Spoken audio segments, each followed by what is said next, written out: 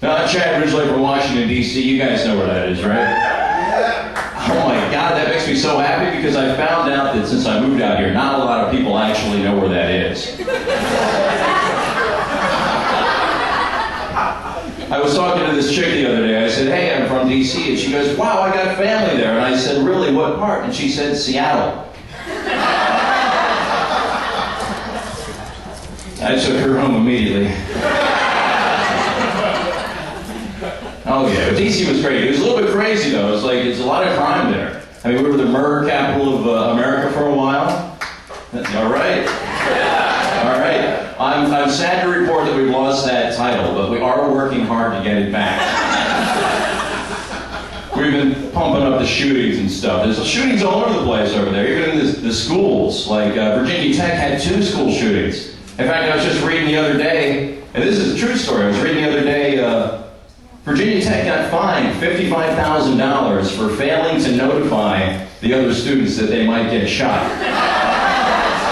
Right? Which to me is kind of like Jack Daniels getting fined for failing to notify you that you might contract gonorrhea. Oh, but LA is great. I love LA. You can tell you live in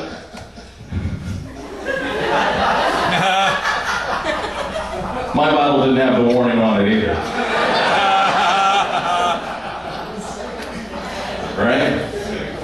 Actually, no, in Virginia Tech's defense, their enrollment is down, but their online enrollment is way up now.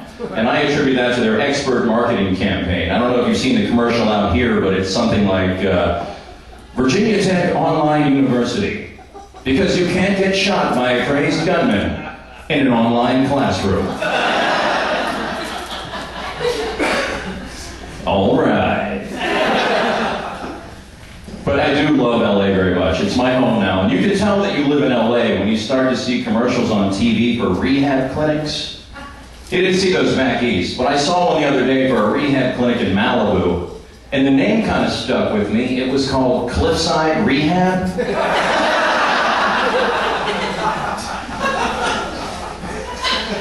Right? Because that's where I want to be when I'm battling drug addiction and thoughts of suicide. I want to be right there on top of that fucking cliff. The commercial was great though. They had a guy with a soothing voice come on and battling drug addiction. Thinking of killing yourself? Well, take a leap of faith. At Cliffside Rehab. Because let's face it, you'll probably just go back to using drugs anyway. Oh yeah. You don't see a lot of commercials on TV for abortion clinics. You notice that? I think that they just haven't found the right ad campaign. If they gave it a good name and made it upbeat, maybe call it Happy Fun Times Abortion Clinic. And that commercial I think would go something like this. Tired of throwing your girl down a flight of stairs?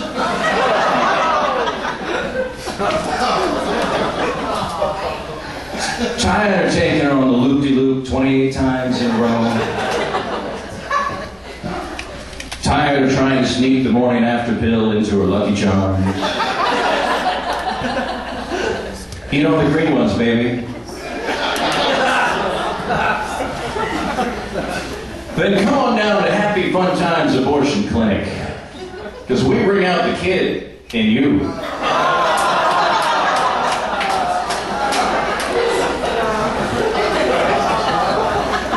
yeah.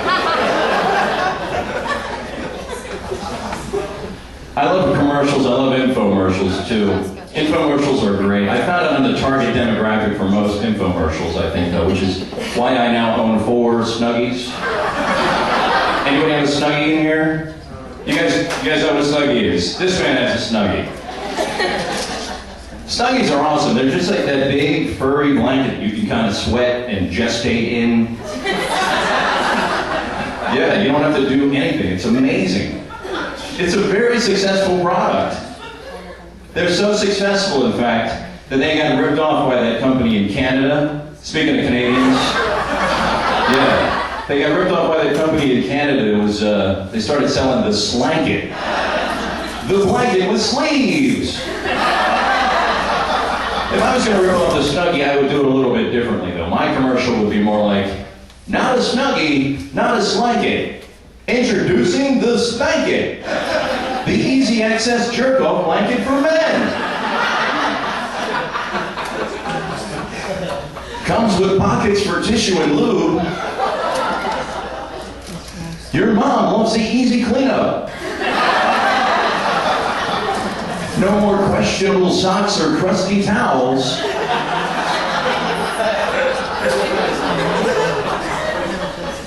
Just toss off and toss in the wash. Stops the shrinkage before it starts. And who doesn't love the soft feel of fleece on your junk? Soft as a lamb without the sheep. Just call 1-800-SPANK-IT. Alright. It's kind of like that 900 voice. I get that sometimes. I don't even know if they still have 1-900 numbers anymore. I just don't do any phone sex.